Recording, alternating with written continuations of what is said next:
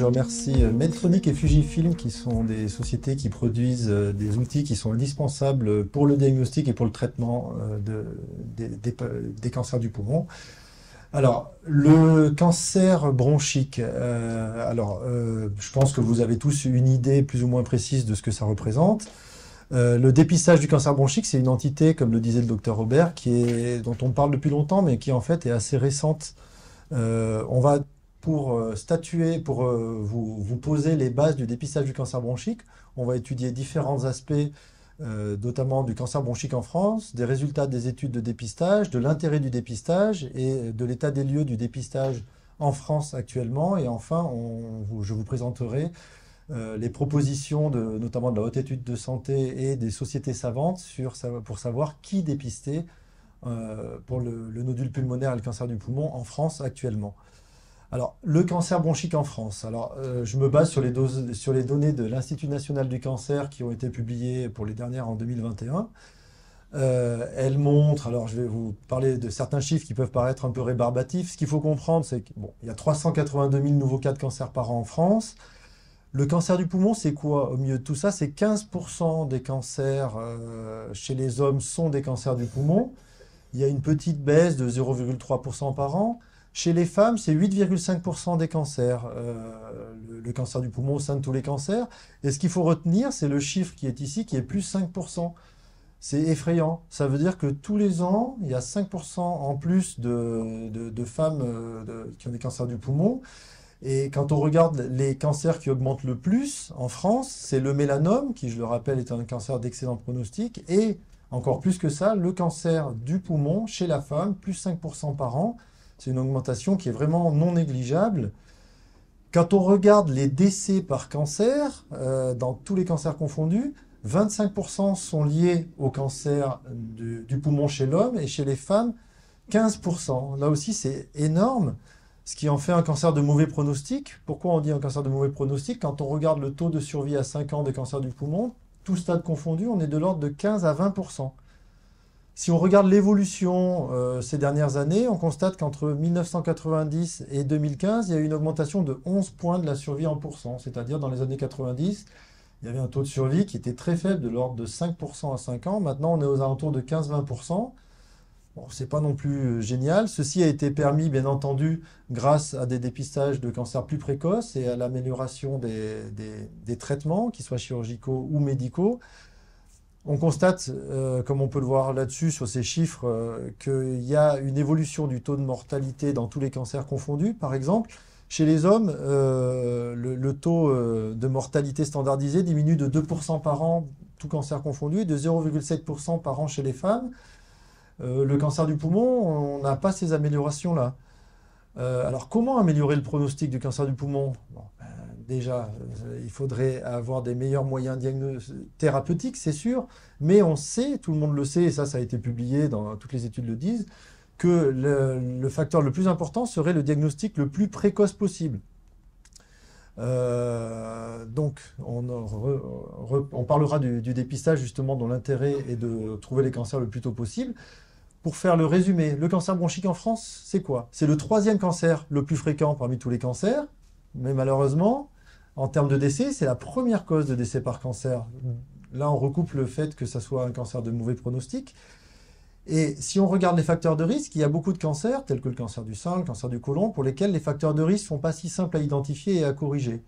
Pour le cancer du poumon, c'est simple. Le principal facteur de risque, c'est le tabagisme, qu'il soit actif ou passif. Dans un second plan, il y a aussi les expositions professionnelles, la pollution environnementale et les antécédents personnels ou familiaux. Et là, on comprend tout de suite qu'il est assez facile de cibler les populations qui seraient cibles pour être dépistées, c'est surtout les tabagiques. Je rappelle que, ça c'est toutes les données qui ont été publiées par l'INCa, que seul un diagnostic précoce permet une chirurgie curative, d'où l'intérêt pour le chirurgien de voir des patients à un stade initial pour pouvoir leur proposer une chirurgie curative et non pas une chirurgie palliative. Quand on regarde le taux de survie à 5 ans, comme je disais tout à l'heure, le cancer du poumon, c'est 15-20% maximum.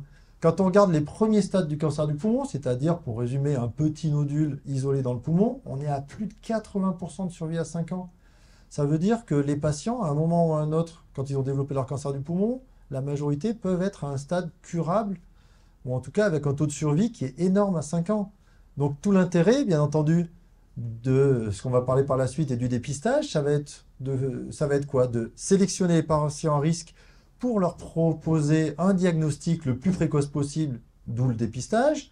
Et bien entendu, petite animation qui sert un peu à rien, mais de déplacer le curseur des stades curables, des stades pardon, non curables, que sont les stades 2, 3 et 4, vers les stades curables. Et la chose primordiale, qui est là aussi publiée dans tous les papiers qui parlent du dépistage, on profiterait bien entendu de la consultation des patients qui rentreraient dans le dépistage pour prévenir le tabagisme, pour les informer, pour les encourager, pour les aider à sevrer ce tabagisme.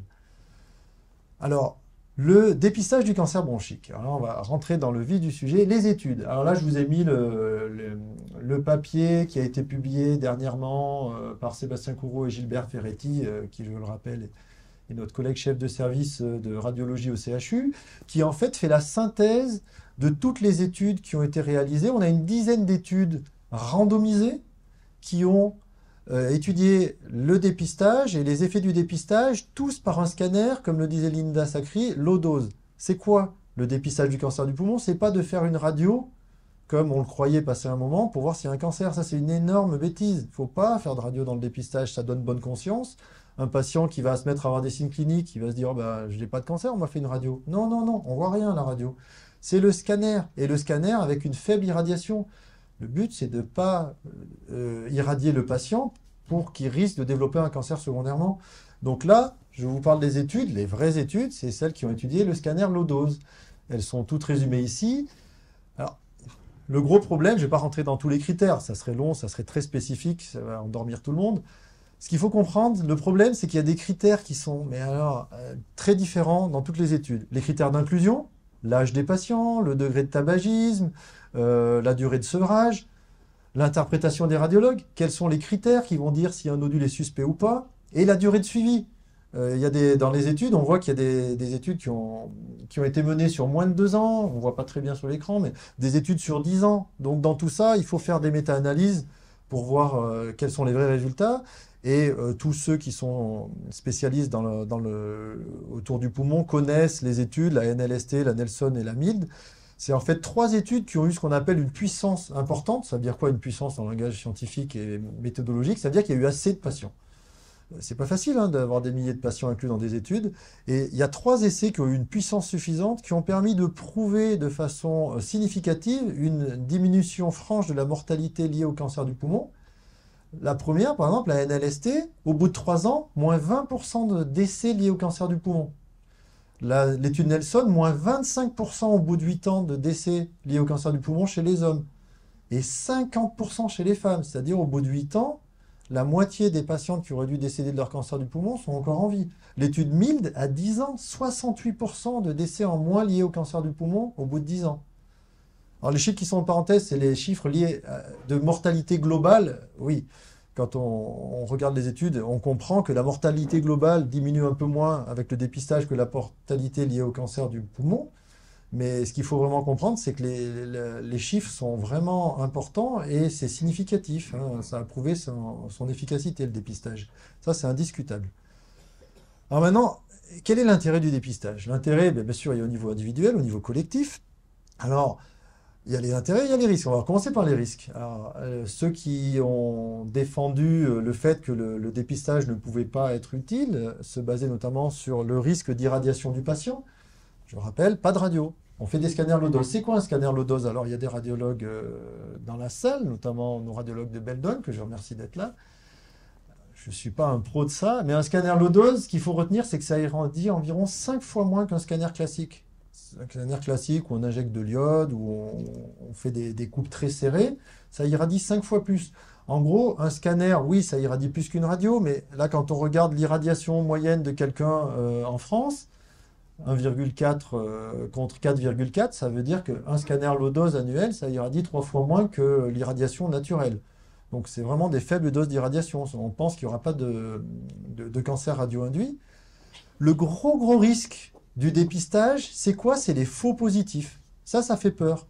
C'est-à-dire, on a peur de de trouver des anomalies chez des patients qui seraient interprétés comme des cancers et donc les amènerait à faire des examens potentiellement invasifs, potentiellement dangereux. On peut considérer, alors là, bon, dans toutes les études, il y a plein de chiffres différents. Alors j'ai pris le parti de faire une petite synthèse et de prendre des études qui ont notamment été publiées par certains qui ont mis en place des études de dépistage. Sur 1000 personnes, en 10 ans, on peut considérer qu'il y aura environ 34 faux positifs, donc des gens chez qui on aura trouvé un nodule qu'on peut considérer comme un cancer mais qui n'en est pas un. Dans tout cela, il y aura à peu près 6 patients qui devront avoir une ponction par un radiologue et allez, 5 à 13 patients qui devront être opérés, qui devront passer par un cabinet de chirurgie thoracique et se faire opérer. Et sur 1000 patients, il y aura statistiquement, d'après les études, moins de 1 patient qui présentera des complications majeures suite à un geste chirurgical pour un patient qui n'a pas un cancer. Donc on est sur des chiffres assez faibles. Ce qui est important de comprendre, c'est quel est le bénéfice au bout de 10 ans. Alors là, je vous ai mis par exemple un papier où au Québec, ils ont vraiment mis en place un programme institutionnalisé de dépistage. Alors j'ai repris leurs chiffres. Je trouve qu'il y a des schémas qui sont plutôt sympas. À gauche, c'est 100 dépistages et à droite, c'est 100 dépistages. Je vais vous expliquer. Sur cette population, au bout de 10 ans, quand on regarde, ça c'est les individus, sur 1000 personnes qui n'ont pas eu de dépistage, il y aura à peu près une trentaine de patients qui décéderont d'un cancer du poumon. Avec un dépistage, au bout de 10 ans, il y en aura un tiers en moins. Ils ont dit à peu près 23. Ça veut dire qu'on a entre 8 et 10 patients par an sur 1000 qui ne décéderont pas d'un cancer du poumon. C'est des chiffres qui peuvent paraître faibles, mais c'est des chiffres importants. Les dépistages des autres cancers n'ont pas forcément des chiffres aussi bien. Mais ce qu'il faut comprendre, surtout, c'est que, ok, il y aura moins de patients qui décéderont, il n'y a peut-être pas une énorme différence comme ça, parce qu'il y a quand même des traitements qui ont fait des progrès, mais surtout, quand on regarde le taux de cancers qui sont dépistés à des stades très précoces, donc à des stades curables, là, la différence, elle est énorme. Sans dépistage, il y aura à peu près 46 cas de cancer au bout de 10 ans qui seront retrouvés, 11 à un stade précoce curable, ce qui n'est pas beaucoup, 11 sur 46, alors que dans la population qui a bénéficié du dépistage, là dans cette étude dont j'ai pris le parti de vous montrer les résultats, il y a 52 cas de cancer du poumon trouvés au bout de 10 ans et 26 à un stade curable, la moitié, c'est énorme. Donc quand on regarde au bout de 10 ans, on aura plus de 1/3 de décès en moins à cause du cancer du poumon et 2,4 fois plus de cancers trouvés à un stade précoce. Vous imaginez? C'est vraiment très très important comme chiffre. Alors après, dans les risques, dans les inconvénients, on peut parler du coût pour une société d'un programme de dépistage. Alors, j'ai pas de chiffres à vous avancer, mais on sait tous qu'un cancer trouvé à un stade précoce coûte moins cher à la société. C'est bête à dire, mais c'est vrai. Donc, il ne fait aucun doute que le dépistage doit avoir un effet bénéfique sur le coût de la santé.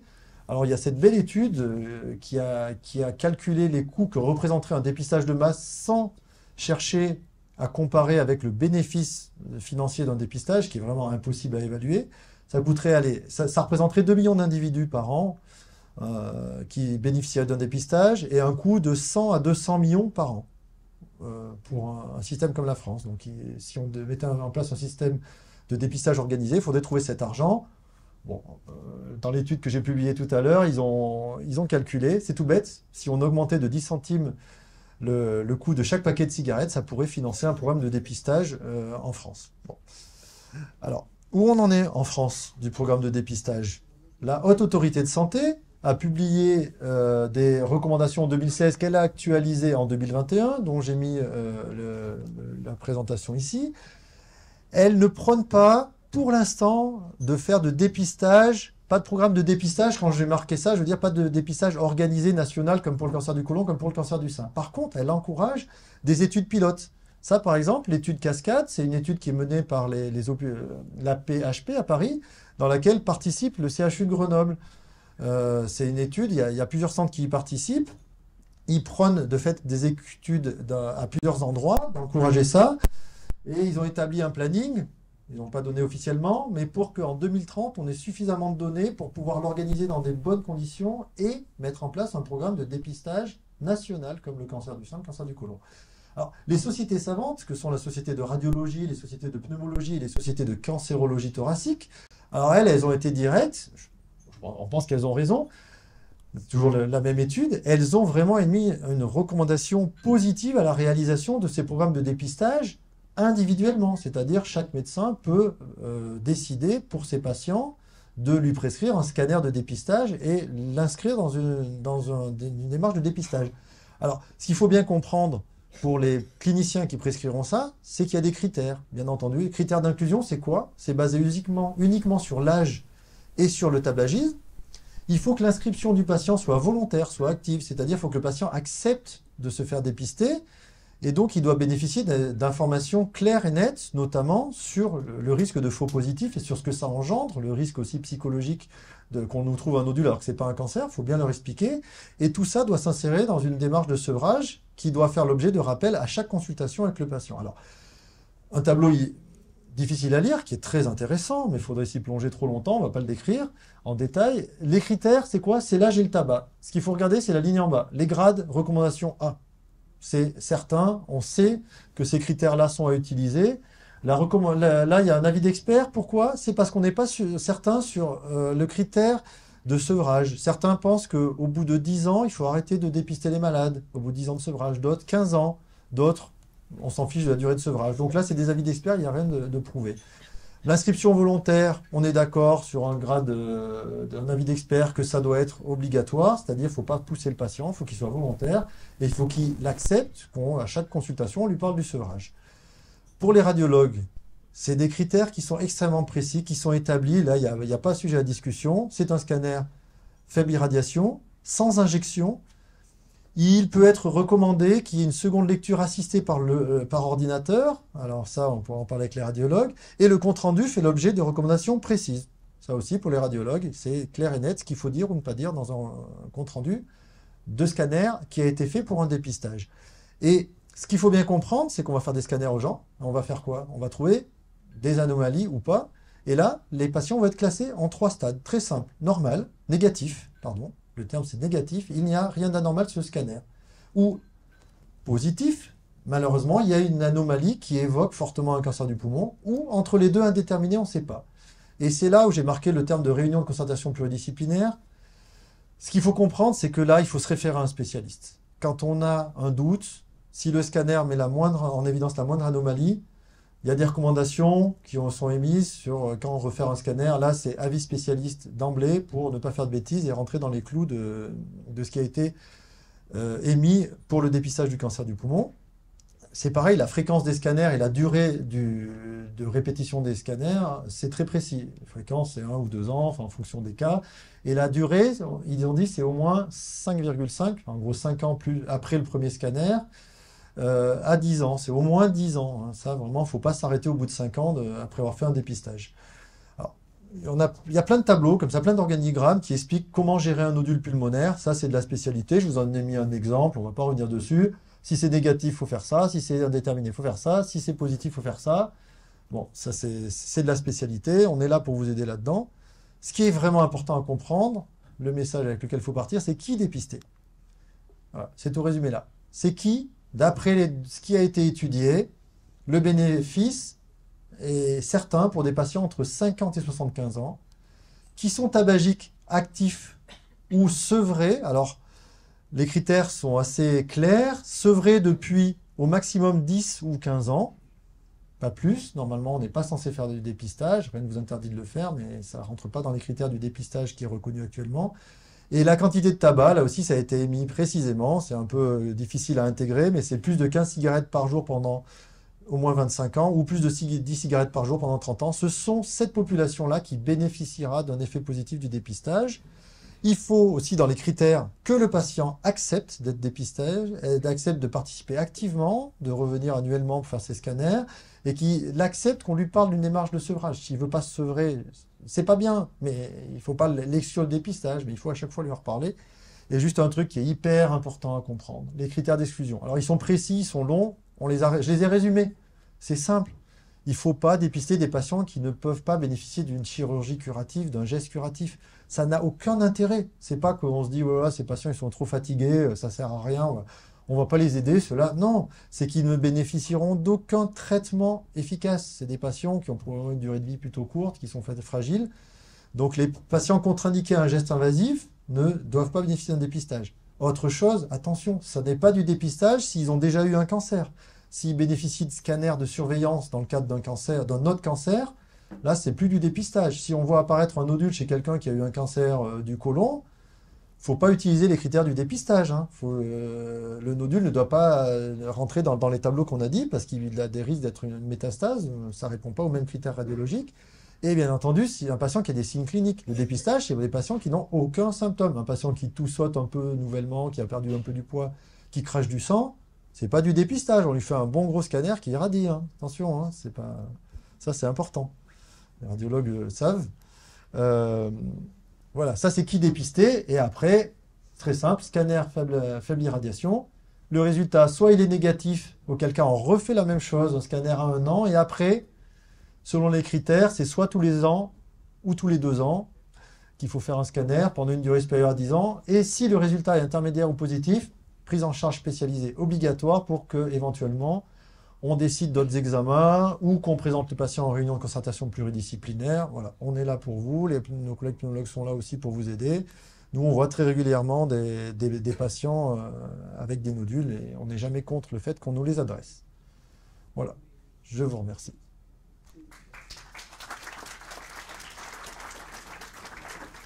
Bonne nuit.